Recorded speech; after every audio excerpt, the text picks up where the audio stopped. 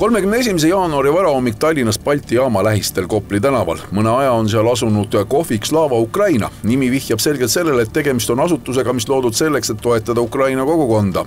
Mees lööb selle akna sisse ja heidab ruumi midagi. See plahvatab põlema, samas süttib süütaja ka ise.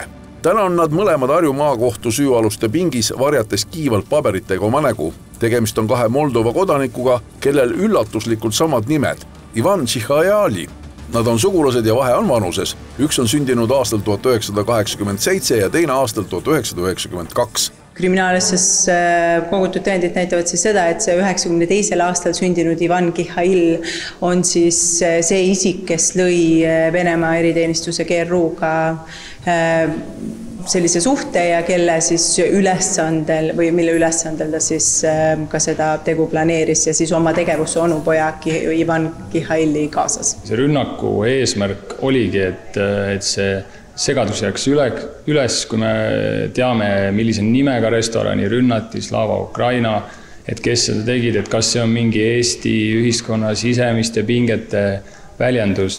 Uurimine tuvastas, et juba varem jaanuaris olid nad lihtsalt nii-öelda proovitööna Võrumaal Osulas süüdanud seal asuva Koovi kaupluse, mille eest süütaja oli makstud bitcoinides, mis oli siis euro väärtuses 1700 eurot. Selge on see, et Venemaa teenistused otsivad neid inimesi sealt, kus neid on võimalik saada ja tõsi ka selle rünnaku puhul me saame öelda või järeldada seda, et kindlasti taolisel planeerimisel võib olla ka selline kahepoolne eesmärk, et pingestada ka Moldovas sees olukorda. Harju maakohus kinnitas täna kokkuleppemenetluses karistused mõlemale mehele. Otseselt GRU-ga sidemeid omanud vanem mees peab trellide taha jääma 6 aastaks.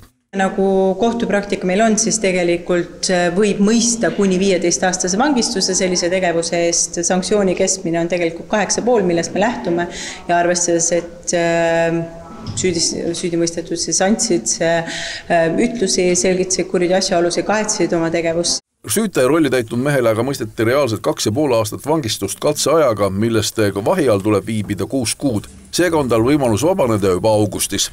Peale süütamist nad lahkusid Eestist ja peeti kinni veebruaris Itaalias Bologna lennujaamas, kus nad plaanisid edasi liikuda Türki.